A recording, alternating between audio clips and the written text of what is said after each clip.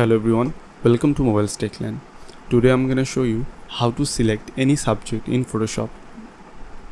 I can select the subject only even though the background is a bit cluttery. To do so, you'll go to select subject and you have to wait a bit.